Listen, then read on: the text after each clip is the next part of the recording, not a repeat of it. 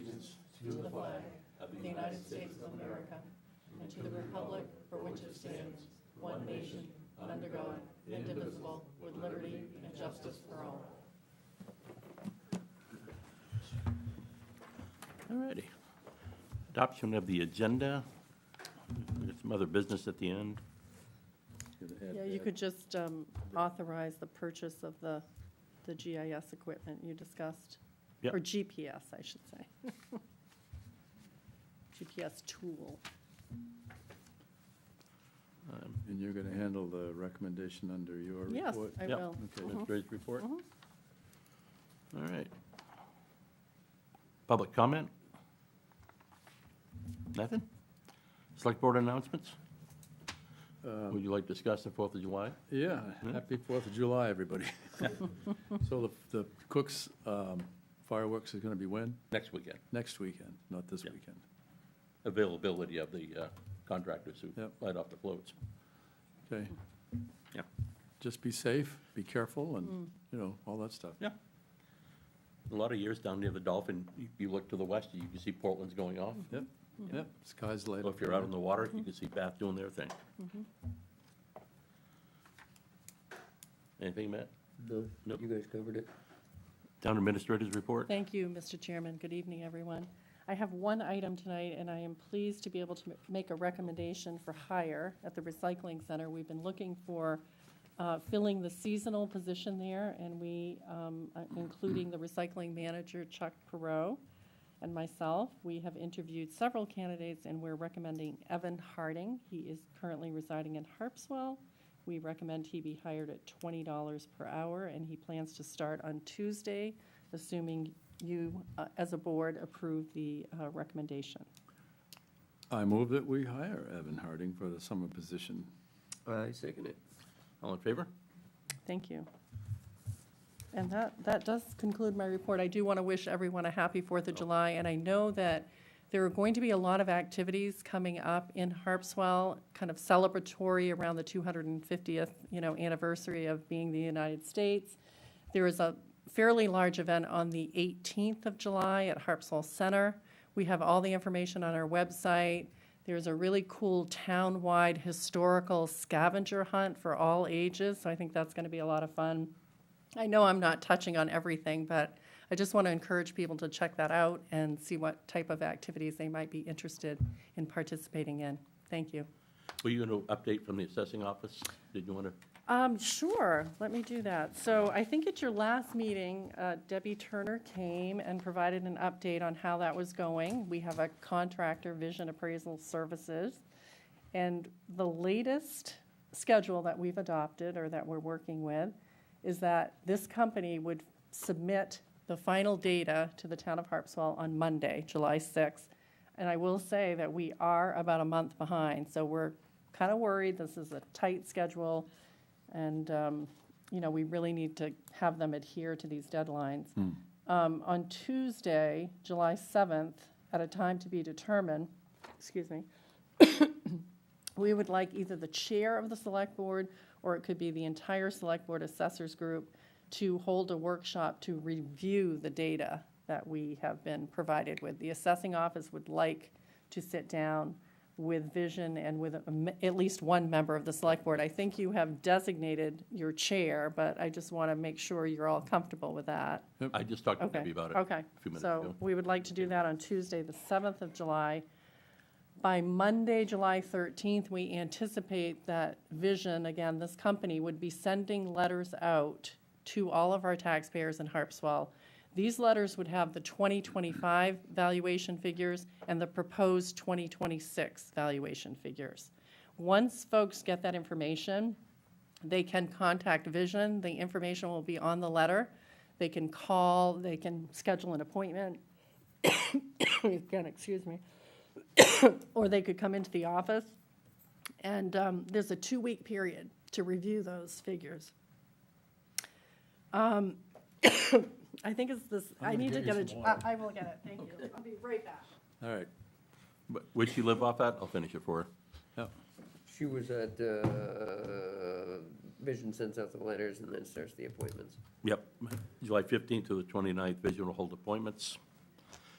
Thursday, August 6th, town receives final figures from Vision. Hopefully. And then the big day is Friday, August 7th, with the Select Board Assessors, we set the mill rate. In the week of August 14th, the tax bills go out, giving taxpayers 30 days' notice of their tax obligations, and the first payment is due September 15th. Thank you for finishing. It My doesn't- apologies.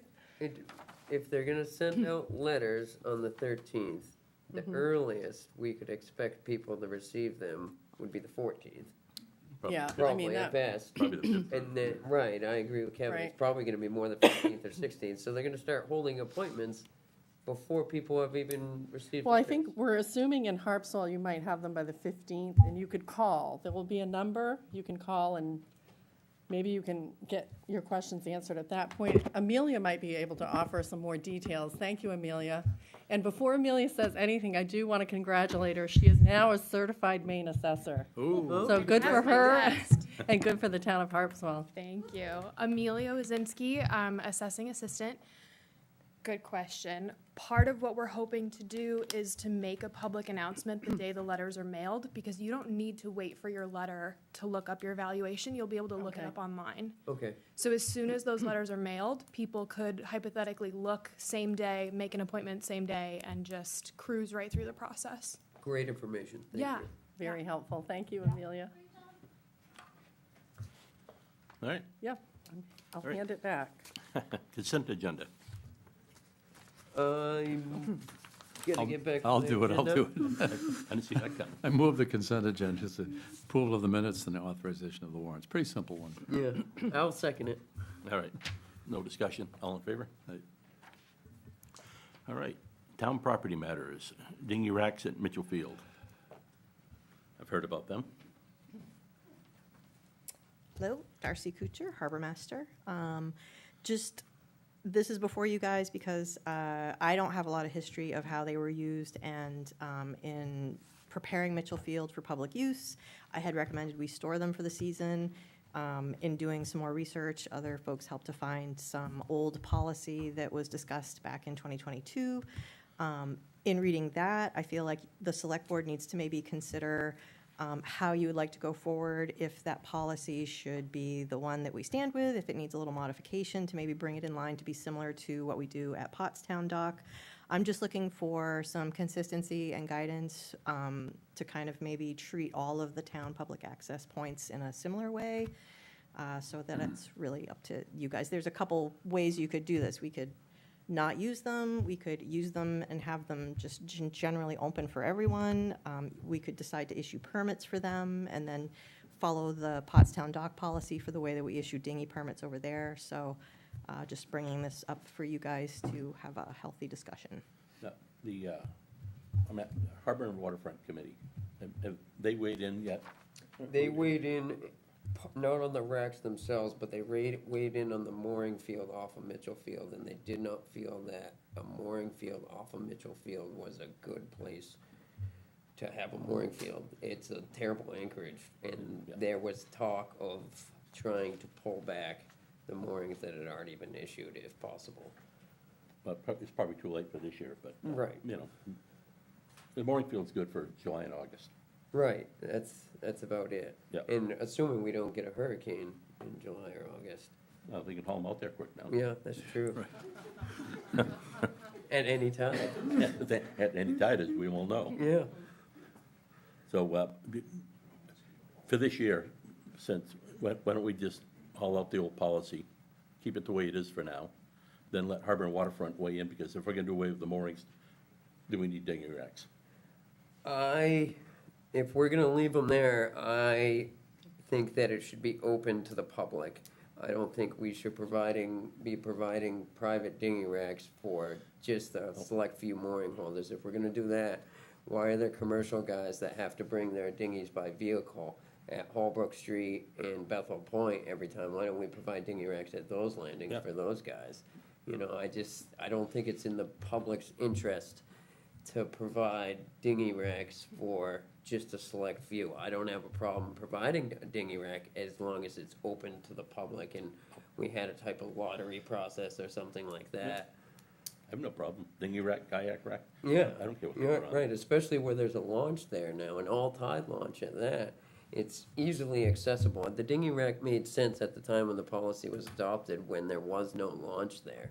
You know, and there was no way to transport the dinghy easily down to the shore. But now with the launch there, it should be open to the public, I think. Yep.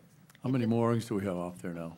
3, 4. 4. 4. There's 4. Also, just, point of clarification, the current policy for that site, as it's written, says you must have a mooring at Mitchell Field in order to have a space on the dinghy rack. So even if you assume like all 4 people get them, there's still 4 open slots available, or more if you're doing kayaks. So you just need to decide Right. how you'd like to handle that. Is that ordinance or policy? It's the Policy. policy. Oh, policy, all right. Yep. Well, we can fix that right now. Right? Yeah. I think we make it Open to the public. open to the public. And we have a comment from our recreation director. Let's say maybe. Katie Neal, Parks and Recreation. Thank you, gentlemen. Just my only limited perspective is as someone who is supporting the monitoring from the land. And when this policy was put into place, Mitchell Field was locked by gate overnight. As we all know, we currently have the gate open, and in the short time that the boat launch has been active, and with the super hot weather that we're seeing, Mitchell Field is getting tons of attention and tons of activity, not just during daylight hours. And so I think that if we are looking to have a dinghy rack, because I was in support of putting like a lot of things down there, just putting a pause on things to evaluate how this year goes. Are we putting in a light? What are the implications of having an all-tide boat launch down there? But if we have a dinghy rack, there should be some sort of language about liability and who is monitoring them and what if something happens to them. And then just in general, my perspective about town properties and public access is that our objective should be able to increase access for those who do not have access. So folks with the select few who have moorings down there have access. I'm sure that there are people in town who do not have access and do not have a place to enter the water with a kayak or whatever. So I would just advocate to consider a broader swath of folks to be able to potentially use town resources. Thank you. I agree with the liability, and I thank you for reminding me of that. I think we should change something that would absolve the town from any liability for people storing their dinghy at the dinghy rack. And I agree with her last point, too, that it should, like I already said, be open to the public as a whole. There should be a lottery. On the liability issue, I believe if we treat it the same way we're treating the Potts Point dinghy situation, they fill out an application and there's some liability language in that application. Yeah, I reviewed that real quick before the meeting so I could see, and it basically says they, in that aspect, there's individuals filling out applications for a dinghy permit, and one of the 3 items they agree to is that the town is not liable for any potential damage to their dinghy while it's at the town dock. So Or theft. yeah, so like if you're gonna choose to do that, then it kind of means we need to have a registration process or a lottery or something. So if you want somebody to have to sign off. I would say at least the mooring holders, if they're gonna get 4 spots, if you're thinking of giving the mooring holders 4 spots. I think it should be open to I think they should have to Oh, put in the okay. lottery I don't know. like Yeah. anybody else in the public, especially with a boat launch there now, because it's kind of like what Katie spoke to, and there's people that don't have moorings, and that might be their only place to keep a boat would be their kayak on the dinghy rack, However, should the priority be for the people who have moorings? This is their access to their mooring. But there's a brand-new boat launch there. I know that, but Yeah, what David's saying is, they've already got their moorings there with an applied, that they're allowed to use the dinghy racks. so they should have a priority. The people who have moorings should have the priority, and then whatever's left. I don't think there's Public. gonna be a mad scramble. I would keep a kayak there, I mean, this was an existing policy. I don't think we properly implemented it on our part, so shame on us. But it was approved by the board in 2022. It did require an application process. It requires a permit fee, so the intention was to follow that process. The and fee we was have going to not be been. revisited in the spring of 2023. Did we do that? No, No. we did not. We're here Also, now. just another clarification point, just to try and get things consistent amongst areas. The Potts Town Dock dinghy policy does not indicate that you need to have a mooring at Potts Harbor in order to have a dinghy there. I know some people have a dinghy there and they go across to Ash Cove or someplace else. So if you want to tie having a dinghy to having a mooring there, that would be unique to Mitchell Field. Right, that's, Right, but I'm not saying that those are the only people. I'm saying that the priority needs to be, these people need to get to their boat, so you get a mooring out there. There needs to be some way to assure that they have their dinghy access. And then, I mean, there's 4. How many spaces on that rack? 8 total, Eight- but eight. if you're doing kayaks, you could get 2 per Could slot. jam some more in there. Yeah. So that would tie up 4, that would be the priority for the mooring, and then it's the public.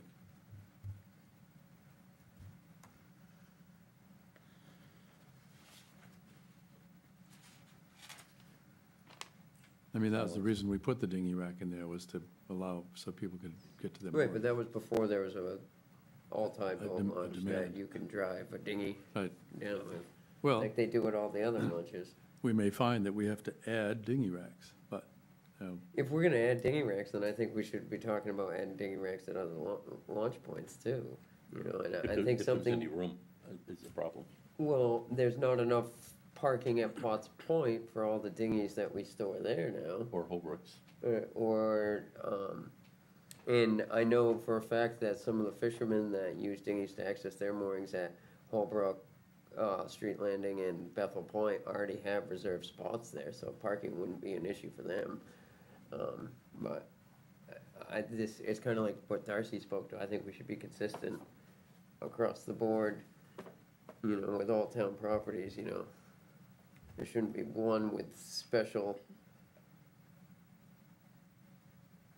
rules, I guess, or, I would just say that Mitchell Field was seen as public space that had a lot of parking yeah. area, where other launches and landings have very limited space. Potts Point, for example. Right, but I mean, look, it was like I just said with Potts, I mean, we got what, 25, 30 dinghies there and a spot for maybe, 3, 4. yeah, I was gonna say 4 at most vehicles, so, I mean, Maybe more with the, if you head in, Yeah. that parking. So there's no priority over at Potts for the use of that, right? They're just anybody that wants to tie up their, No, so it's a lottery system. We had it spelled out that if you would like to apply for a permit, the permit application process opens at midnight on January 15th, and I had a whole list of people email permits in at 12:01 on January 15th. And then based on, they're time stamped and date stamped in the order in which they're received, and there is a priority. It's based on residents, tax-paying non-residents, and then just non-residents. And those are each defined in the policy of exactly what they are.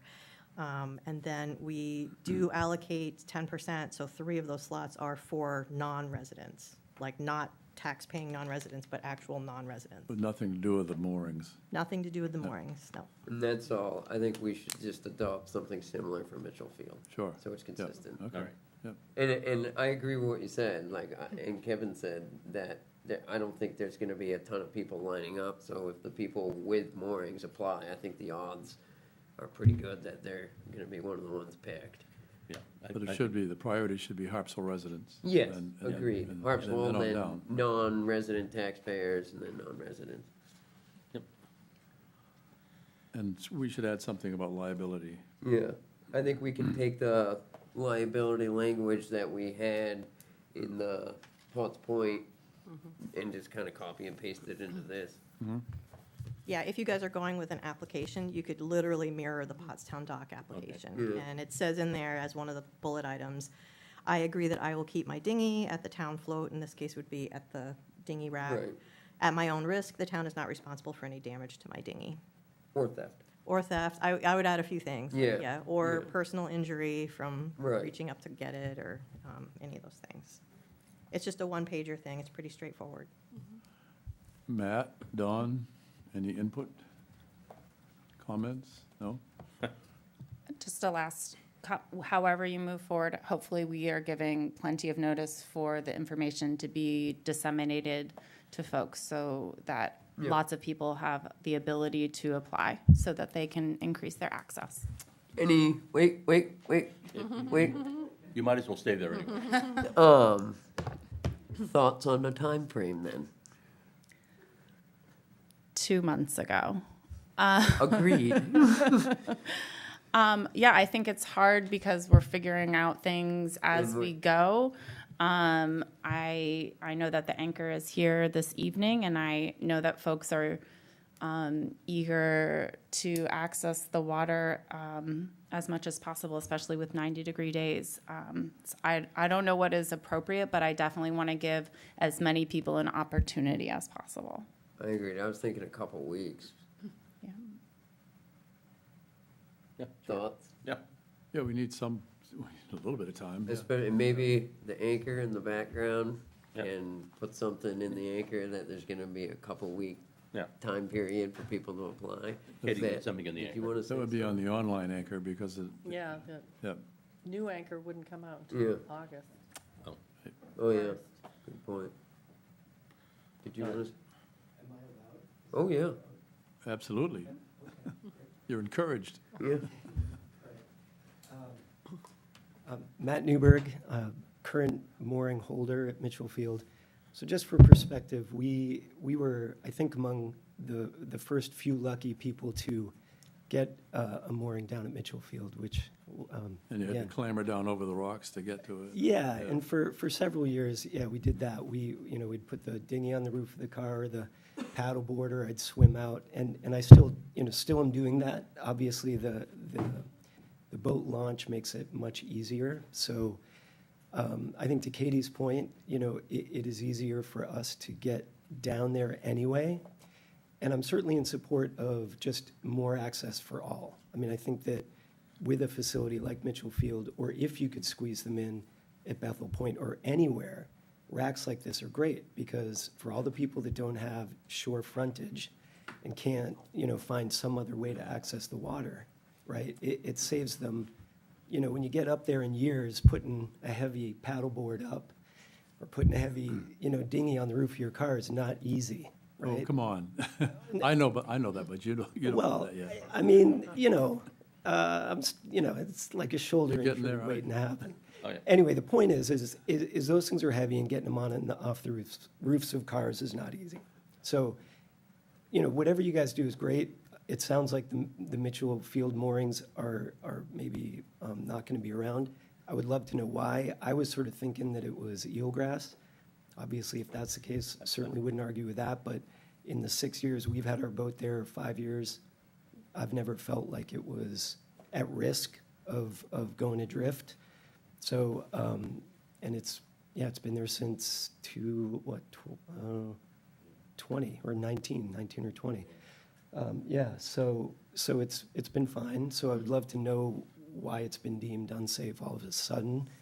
And then the last thing I would say is that I actually I think it's strange, even at Potts, that mooring holders, to your point, David, are not guaranteed a dinghy, because that just seems strange to me. So I totally hear what you're saying, Matt, to make it consistent, but I would just think about maybe flipping it consistent the other way, where you reserve some public access for lottery, but that people who have moorings are given some sort of priority, because otherwise, how do they get to their boats, right? They're doing what we're doing. Right. And you can't do that at Potts. Well, you could put in down by Dick's old place and go around, but anyway, so, Good point. thanks. Good And- point.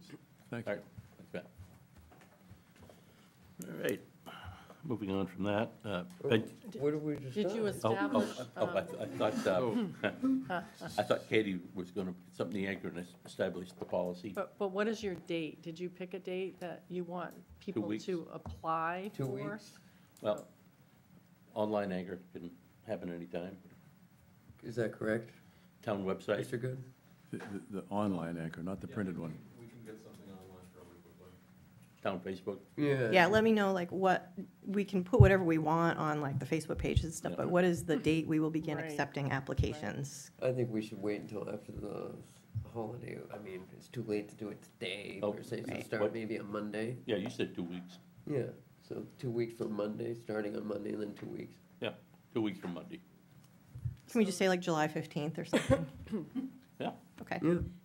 So that would be the The deadline for 13th, people yeah. to submit. And then going forward, if we do this again next year, we can maybe line it up with the pot stock and just Yeah, say, I think that makes January a lot of sense. 15th, all our I think dinghy this Yeah. units. Yeah. Like Katie said earlier, we should Okay. have been on this 2 months ago. Great. Yeah. You'll All get right. Late 4 than never, emails as they at say. 12:01, but. We'll be launching, yeah, all the floats will have to be in, the Mitchellfield Yep. floats have to be in, the Potts float have to be in. Yep. I would also like to think eventually of Matt's suggestion of flipping that, so that the dinghies over at Potts have, the mooring holders have the priority. Isn't access part of being, you have to show that you have access to get a mooring? Yes, that is how that works. Yes, You need to so- show that you have an access point to get to your mooring. So that's So- why we don't have dinghy permits all over town right So- now. So if they don't have access They would not have had a from mooring. the town dock, Right. right. No, so but they need have to- There's a access at boat the launch. there, There's Yeah. a Potts Yeah. Point launch where they would have. That's why it's popular. because- Yeah, which I'm not sure, like, going along those lines, it seems like a gray area that Paul issued those moorings at Mitchell Field before there was actually a boat launch there. Scrambling over the banks from a piece of Well- public property is a little, Well, I'm guessing Matt's still scrambling over the bank. Yeah. It's shorter. all right, so July 15th, we'll be accepting applications. Okay, How about the fee? Do you guys want to stick with the initial one in the draft early version, Yeah, or that's make it $25. Yeah, that's fine. yeah, Okay. that was 25, yeah. What's Potts Point? 50? 50 now. Yeah. You can But revisit Potts that next Point, year. you're in the water Yep. there. We Right. It's a little bit more. It's more of a effort. premium situation. Exactly, so Yeah. yeah, Yep. the way I look at it, Do you pay for guys the- feel like we need to issue stickers for these? I can go get Banana Bananas to do those if we want to be, or who's enforcing? How do we know whose stuff is there? You know, those are other questions. Yeah, probably a sticker. Sticker, I think would be a Okay. good idea, that's simple. They're pretty most- quick, and it would be a that- small amount. Yeah, so- that's the most simplistic way, don't you, would you agree? Yes. Yep. Yep, There you are. all righty. There we go. All right. All right, Katie. Welcome back. Katie. Benches on town properties. Yes, so, to talk again about access to our public spaces, I receive a lot of communication from folks requesting benches on various town properties, and not necessarily memorial benches, but wanting to make sure that we have resting spots along the waterfront at Mitchell Field for folks who, want to sit and can't make it down to the water. So making sure that we have appropriate resting places throughout our town properties. As I mentioned, 2 weeks ago, I'm working with one of our interns and our monitor to improve the language and on our trails and how we talk about them. This is some work that carried over from my time at the Land Trust. It improves access. If you talk about your trails better, people can decide if it's a good fit for them or not, rather than a ranking system, because what's easy for you might be hard for me. So you're just describing the trails better. So as part of this initiative to make our spaces more broadly accessible, we are starting to look at different properties where a simple bench like we have along the accessible portion of the cliff trail might be appropriate. Those are made with materials that we already own, bog bridging that we have easily accessible. They're non-permanent structures.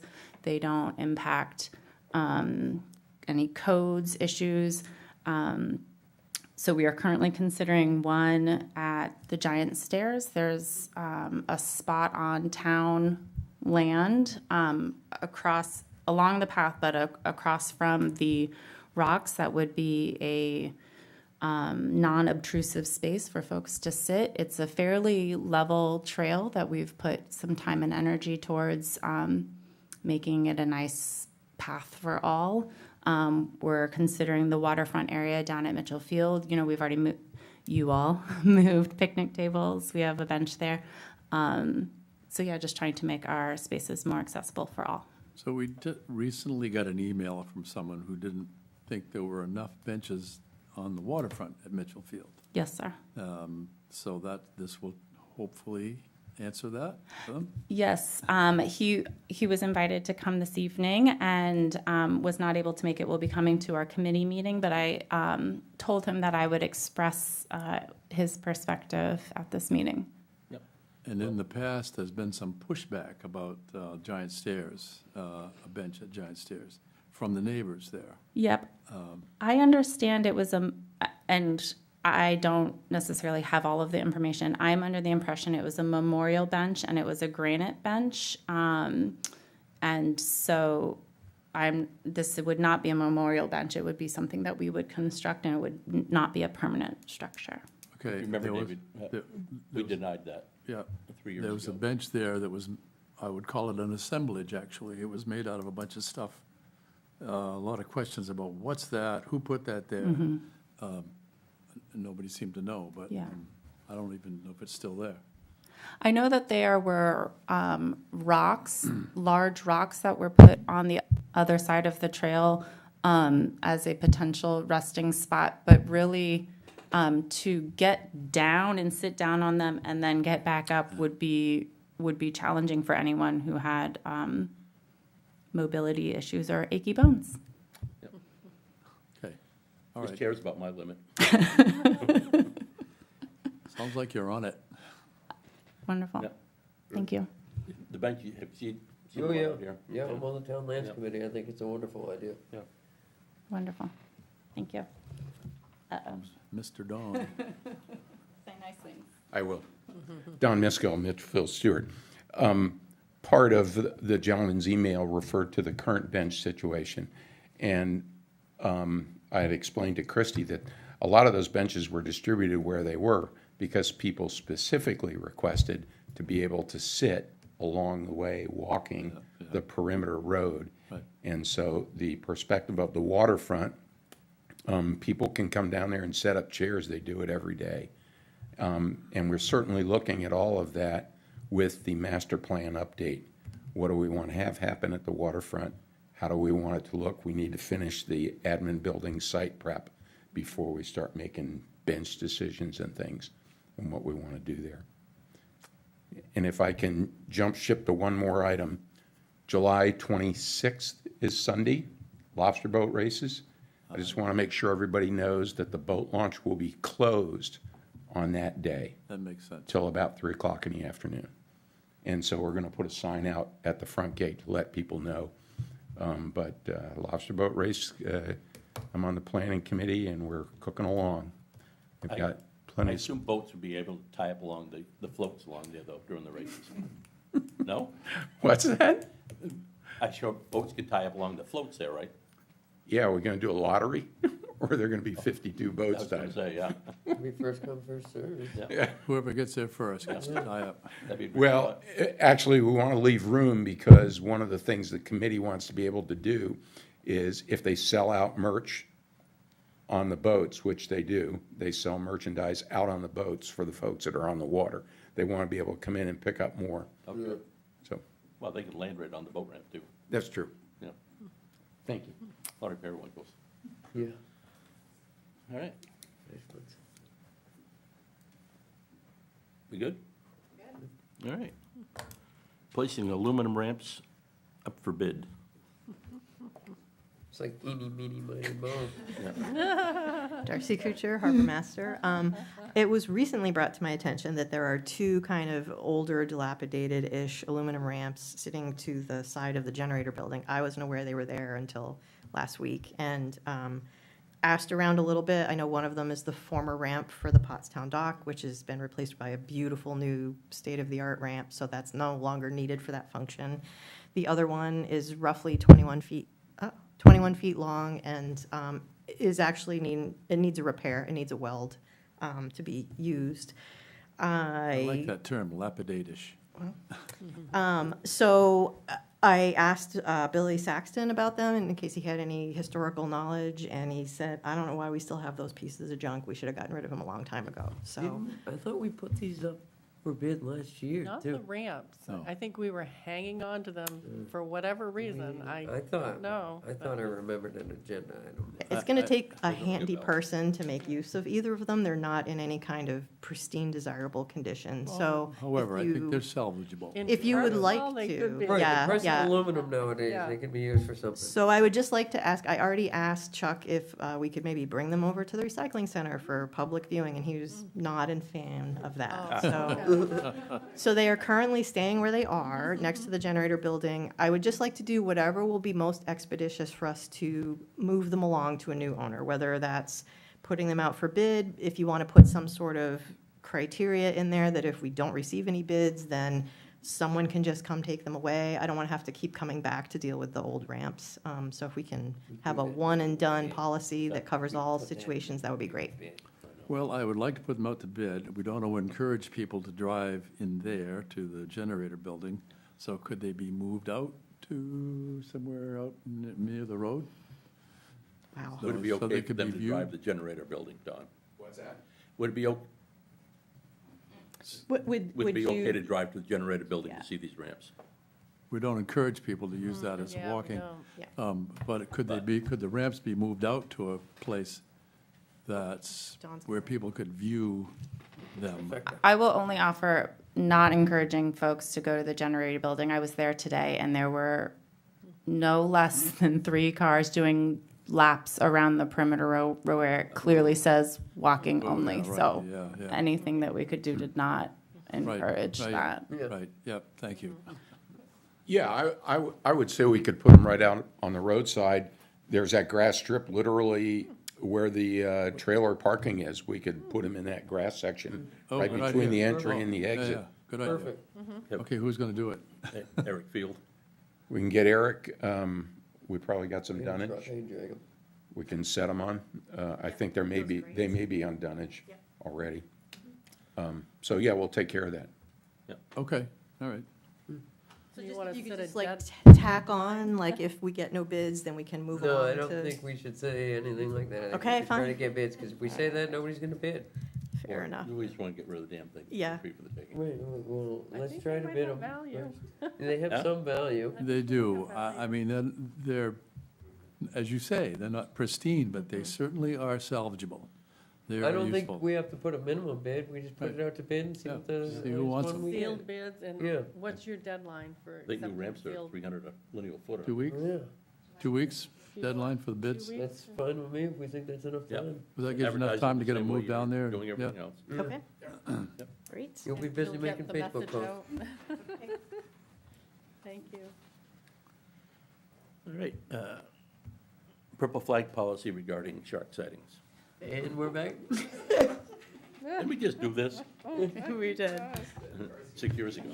Katie Neal, Parks and Rec. I had the privilege of being the one to hang the flag at Cedar Beach this year and last year, though I did not make the news. I did feel proud that that was my flag. Make Ron your. We can change that. No, no, actually, I'm I'll good. forward it Thank to you. you next time. No, I'm very good. Thank you so much. I think that it is important to alert our visitors that there are sharks in the water, especially given what happened within our community not very long ago. The current policy is that someone reports a shark sighting and DMR decides the validity of it, and then Darcy and I communicate and decide, have a conversation about hanging a flag. I would say that most, from my limited experience, the ones that come through dispatch are like fins in the water, and they may or may not be sharks, whereas the text messages and calls that we get from the fishermen are sharks. And I think that I think that we can agree that sharks don't stay in one place. And also, whether we see them or not, they are in the water. So hanging a shark flag at Cedar Beach to alert that there was a shark sighting, I think is important. And also, that shark is both still there and not there, and at other beaches and not other beaches. And when do you bring it down? These are the questions that Darcy and I have been pondering. So we want to be respectful of our community and make sure that they are making smart choices when they're choosing to swim in the water, and also maybe not putting it up, taking it down, putting it up, taking down. So we would just like to open that up for discussion. What are your thoughts on, all right, go ahead, Darcy. Then I'm going to go ahead and throw my weight in here as someone with a graduate degree in marine biology and marine policy and the communication of scientific things. So what I've experienced this year is I think it is important that we have an event that causes us to put the flag out because it gets people to pay attention. Usually the news picks it up. It's a really great way to make folks aware. I think if we just had a policy of we're not going to use flags or they just stay up all the time, 24/7, that's not as effective. I do think maybe when we have a potentially, real shark sighting from a fisherman or however we decide we're going to take it, the flags go up at all of our locations to let folks know it is shark season in Harpswell now. Sharks can travel hundreds of miles in really short amounts of time. So to only have one at Cedar Beach and wait to do Mackerel Cove doesn't make a lot of sense biologically. That's not really how they work. I think also they should just stay up for the summer season and we take them down in the fall when the tourists have finished visiting and nobody's going to be swimming. I think it relays the important information and it limits the burden on town staff to work around what may or may not be valid scientific reasons for what we're doing. I think it's a nice middle path that works for the community. Leave them up. So. Once they go up, leave them up everywhere. The 2020 proposal mentions a number of things in there. One is that there be signage near the flags to tell people what they are. What is that purple flag, and what is expected of them, and what's happening. The other thing is that there would be something on the town's website, which there was not this time. We can do that. But Go ahead. I put it on our Facebook, on our social media, but it didn't go on our. Signs there now? Is there signs there now? at Cedar Yes. Beach, there's nothing but signs. Yeah. I really I don't worked want. really hard on those signs. I know. There's a stop sign, there's a don't park here sign. I'd put up the stop sign again last summer. Well, they are still walking by it. It's big too. Yes, there are signs on the white posts that stay up that explain when there has been a shark sighting, there will be a flag raised. So we would need to change the language to better communicate why the flag is up. And apologies, it was our intent to post something on the town website. We knew that as soon as we put the flag up, it was going to get attention, and we wanted to make sure the folks at the town office had the same information that we had. So it'd be a seasonal flag then. Essentially, yeah, it would go up at the first sighting and stay for the season. And that way it covers our bases, it makes sense, less stress on town staff and maximum information provided. Oh, yeah, I just want to make sure it's done in a way that isn't crying wolf, that, If there is people- a shark sighted at Cedar Beach, I can guarantee you it has also swam by Mackerel Cove and probably all the other peninsulas in Harpswell. There are But like more so many- sharks off the coast of Maine than any other state in America. sure. That's a fact. I have Shark But- Tracker on my phone. I guess my point is, having the flag up all the time is sort of like having signs that people just ignore after a while. I want to make sure No. that, My only, and to that point though, is the other side of it. Just because we don't have a flag flying, there are still sharks Right. in the water. So Right. I would hate to take the flag down at Cedar Beach because we haven't seen one recently, and guess what? There's still sharks. They've been seen in the area. that's not what I Right, mean, there- that's not what I mean. No, I mean- know. You were mean, saying the opposite, yes. The flag has to have a purpose, and it has to actually, people have to, see it and Yeah. know what it means and understand like, that that's there for the season, there's probably sharks out there. Yeah, exactly. I think the event of it going up for the first time is still always going to get a lot of attention, which is what we want. Yep. And it's essentially like, the season has begun. Shark and season. It's shark season in Harpswell. I agree with that. I think just change the language a little bit on the signs, to correspond with, Yep. once this flag's up, there are sharks in the area until the flag comes down. Yep. Yes, think so you we guys have will got it. also communicate this in the ways that we have talked about communicating the other things. And are there just 3 locations that we're responsible for? Or are there more than 3? Yes, so we partner with the Land Trust, of Okay. course, and when we put up the flag at Cedar Beach, I was communicating with their Lands and Stewardship Director just to let her know what was happening. So I believe there's maybe even a flag at Johnson Field, though there's, sort of sister properties, and then you all have one at Stover's as well, which, is just right under the bridge. Yeah. Well, would we put one up at Mitchell Field, at Potts? Yeah. at all Yes, these so other- there is one at Mitchell Field. There's not a flag flying, but there's a post at Mitchell Field. Yep. There's not one at, there are lots of different places where folks access the water that aren't necessarily swim spots, like Sure. the boat launch of Lookout Point. I know people who have swam at Potts, they jump off the wharf and. Absolutely, Yeah. absolutely. Everywhere. So I'm open to understanding where, actually, I think you maybe have one at Potts. Yeah. The preserve at the end, but not the boat. Yeah, that's right. Yeah, There's a That's nice right. beach down there. So I think we would want to, as it goes with most things, make sure that we're aligned with the land trust and that we're communicating the same things and doing the same thing. I think just a general admission that it's shark season, and as much as we can let people know that, swim Yeah. at your own risk around here. Yeah. You might be shark food. Yeah. Harsh, Dave. Well, I don't swim don't with swim with seals. seals. Don't be swimming with a pack of seals. There's also jellyfish at the beach, and don't touch them. Down. Oh, yeah. Not doing. Also, just Yeah, pointing out, that's Camden Cruises just posted on their Facebook media, like, we have a confirmed great white shark sighting by DMR. So that, I think it is not, it's not overreach for us to just put the flags up and leave them up for the season. Yep. They're out there. I've seen 2 this year already, so they're there. All right. That was easy. Okay, if you say so. Didn't necessarily mean it. Public comment? All right, public comment?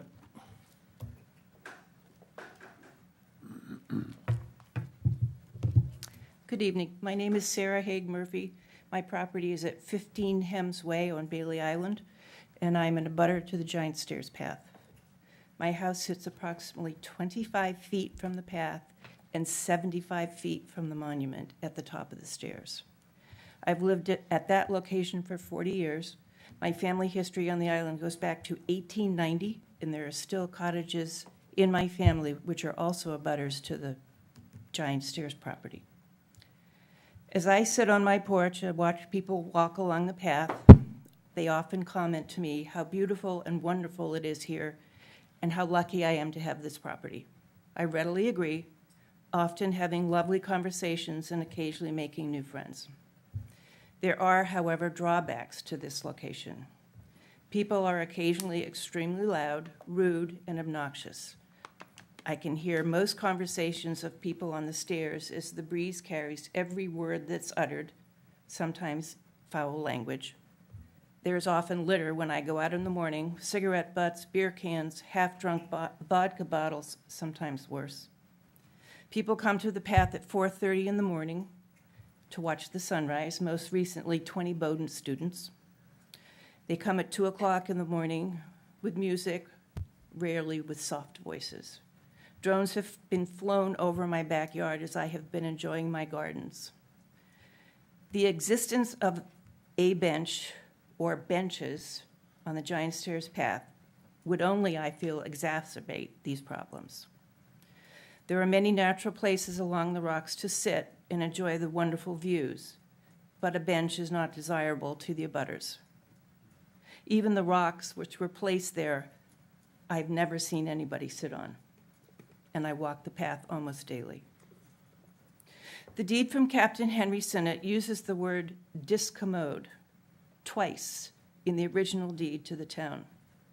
And bear in mind, the deed is for the inhabitants of Harpswell, not Brunswick, New York, California, Texas, or wherever they come from. Specifically, the deed reads, quote, that no nuisance shall be erected on said strip of land or any use or occupancy thereof, which shall in any way or manner damage or discommode the rights of the public or the rights and benefits of the abutting owners thereon forever. The definition of discommode is to cause inconvenience, disturb, trouble, or bother.